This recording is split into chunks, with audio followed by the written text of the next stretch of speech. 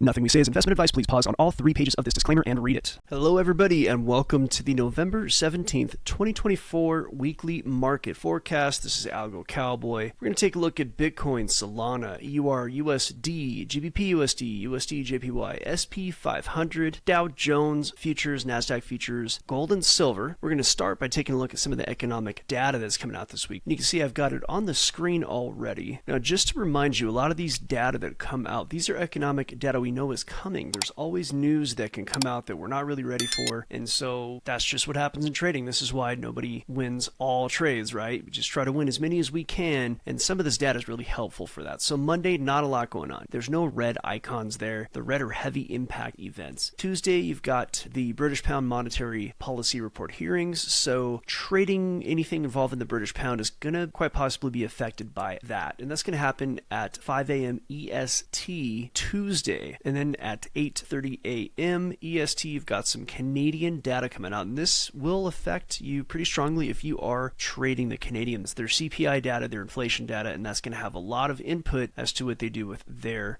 interest rates. So that's going to affect their currency. Wednesday, European Open, you've got the British pound CPI going to affect their interest rates. And then it's going to be tricky to trade any kind of Japanese pairs on Wednesday because BOJ Governor Ueda is going to speak. We don't know what he's going to say. We don't know when he's going to say it. So trading any pairs with the Japanese yen on Wednesday is going to be tricky. Now, the Japanese yen may affect more than just Japanese yen pairs. If you remember back in August, the Bank of Japan went ahead and began to defend their currency, and that really caused havoc across world markets. And that has to do with the fact that the Japanese yen and the Bank of Japan have been used as a liquidity solution for equities markets across the world. So when something happens with the Bank of Japan and the Japanese yen, that might affect everything. So I'd be real careful trading on Wednesday. And if this announcement doesn't come on Wednesday because it is tentative, then we may want to be careful trading on Thursday. Now, if that does come out, we can move forward as we normally would. And at 3 a.m. EST on Thursday, Royal Bank of Australia Governor Bullock speaks. So that, again, is going to probably mostly affect Aussie dollar currency pairs. Now, as it is every week, 8:30 a.m. Thursday, we have the USD unemployment claims. And like any of these announcements, if the estimate is way different than what gets really announced, we would really see some hard moves in the markets, especially in currency markets. But when it comes to USD, just like JPY at this time, this can affect all markets, any market, currencies, crypto, stocks, you name it, right? Anything from the USD and for the moment for JPY. Let's move on to Friday. We have at the European Open retail sales for British pounds, so that would primarily affect British pound pairs. And then a lot of European PMI coming out, that's Purchasing Managers Index. British pound as well is going to have it on the same day, and the US. So all of our major data for PMI are going to come out, and it's going to kind of be sprinkled throughout the whole trading day. So I'd be real careful trading on Friday. I might even not trade anything, at least until all the European data comes out. Then there's Canada's retail sales coming out. It's going to happen at 8:30 a.m. EST. So if you're trading the Canadian dollar, the loonie, then you might want to be careful with that. And then 9:45 a.m. you have the US PMIs. And again, like anything that is related to the dollar, that can affect all markets, you name it, stocks, crypto, everything. That's 9:45 a.m. EST. Let's have a look at the charts and see if we can figure out what might happen this coming week. And again, it's subject to all that data that I just said, and of course subject to other data as well.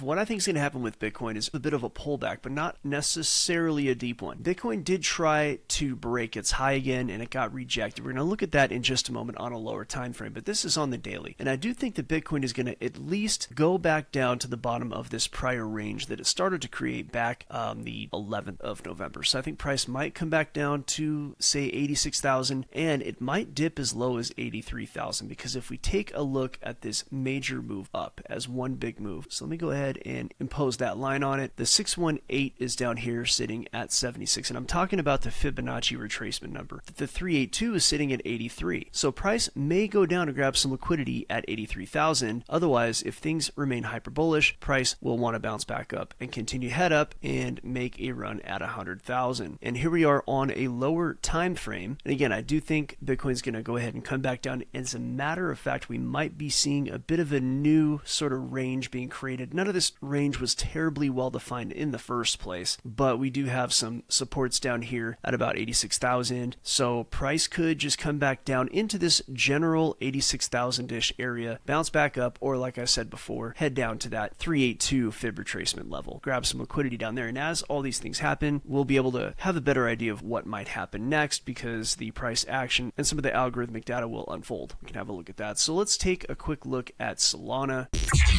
Now, Solana has been bullish. Where Bitcoin stopped and rejected, Solana actually just kept going. You can see it here. It popped up above its high. Bitcoin tried to break that high right about here, right there, that same high, and then it broke downwards just very slightly. At this point, it hasn't gone down too far, but Solana kept going. Now, what this might mean is that the market thinks that that large Bitcoin run that we just saw is temporarily done. The market might be thinking that Bitcoin is going to take a break, consolidate, gather liquidity. And at this time in the bull market, when Bitcoin takes a break, a lot of the profits taken from Bitcoin go into the altcoins. And right now, as it stands, you can see on the right-hand side of the screen, some of the older altcoins, some of the older major altcoins, Solana is the only one moving up. It's sucking out all the volume from the major altcoins. You know, even Doge is taking a hit, which has been pretty exciting in recent days. So it seems as if Solana, instead of Ethereum, is now leading the pack when it comes to the coin after Bitcoin that's going to move. And it is up about 8%, and it's just plowing through, up 8% on the day. Let's move over to Forex.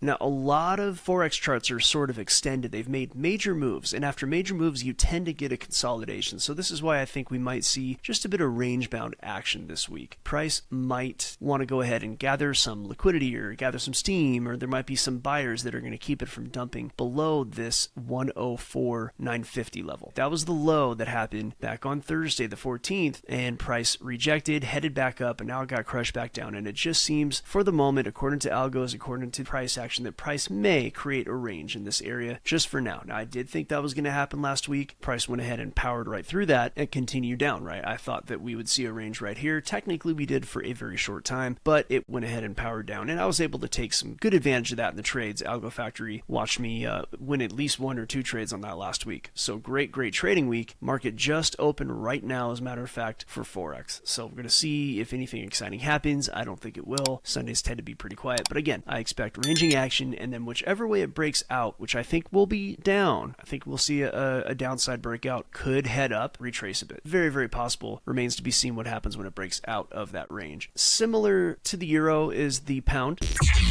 and for similar reasons. So I do think we're going to see sideways action. This actually is what I drew on Friday for Algo Factory Live, and I do think we're going to see, again, some sideways action. It'll either break up or down. It might grab some liquidity topside, but I do think there is more down to see in this pair here, the cable, as it is called. British pound, US dollar. So let's go to USDJPY.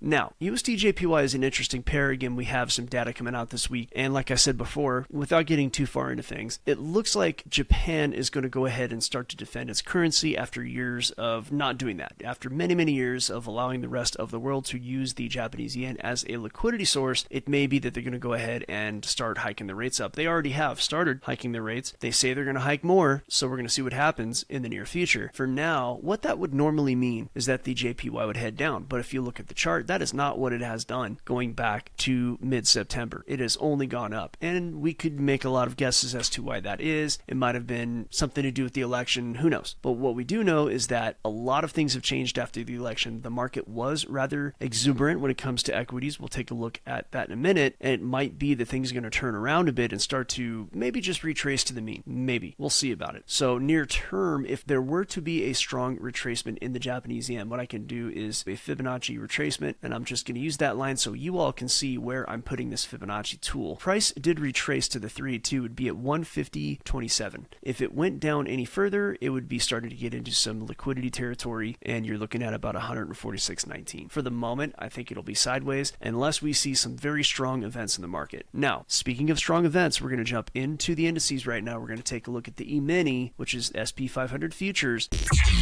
And we saw quite the week last week. November OPEX, options expiration. This was the biggest November OPEX we've ever seen in history. So it looks like there may have been some very important people who were a little underwater. Some people who thought that the indices would not go as high as they did. And in the last 5 trading days, the indices got crammed right back down into its prior range, right? So the market was exuberant for the election, and then somehow price just went right back down and retraced. It could be as simple as the markets were over exuberant and there was profit taking. It could be that that profit taking was supercharged and pushed down to make sure people were not too far out of the money on their options for November. Now, I know that was a lot of gobbledygook. If you trade options, you know what I'm talking about. Options expiration is a big thing, and unexpected things happen. And I think that this move down on Friday was a little bit unexpected, somewhat at least. But we are where we are, and I do think there is a little more energy to head down. And as a matter of fact, it could be that we're starting to see the beginning of a rather large move down. But I don't want to say that just yet. I know high time frame, there is some bearishness in the charts. There is reason to believe equities might fall a bit, and that's very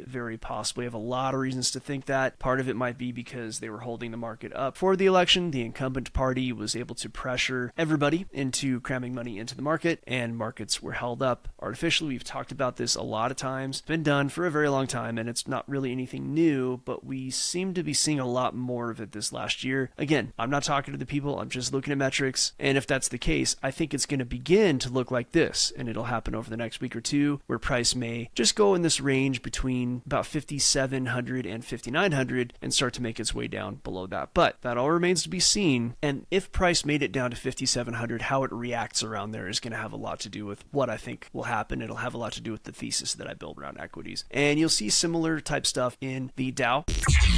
Either way, it could come down, could bounce back up, but I do think the Dow is going to range between about 41.8 and about 43.6. Again, this is all outside of major shocks unexpectedly to the market. And we have NASDAQ. Same kind of thing. I think NASDAQ will continue down a bit, might bounce back up to grab some liquidity, might not, and then it'll go between about 19,900 and 20,400. Now let's take a look at gold and silver before we get out of here. Gold went ahead and took a fall. It seems as if the election brought a little bit more stability to the international picture, which what that usually means is that a lot of very important people buy gold when they see possible international political instability. Not getting political here, but the market seems to think that Trump being the president is going to contribute to a little bit more stability when it comes to politics and economics across the world. That said, gold has fallen back down to a recent support. You can see it right here on the screen. Price had consolidated really going back to April, and it didn't move a whole lot compared to the prior months all the way through September. A little bit of a peak above there, so price has gone back down to the top of the mini consolidation that we saw in August and September, which that is right at 2,500. Now price could drop down to about 2,450, which is the top of the higher time frame consolidation going back to earlier this year, but we might see also price just go sideways for a while until it decides what it wants to do. Again, we're kind of in this post-election what's going to happen world, and I'm just going to have to take this level by level, right? Let's go ahead and take a look at silver.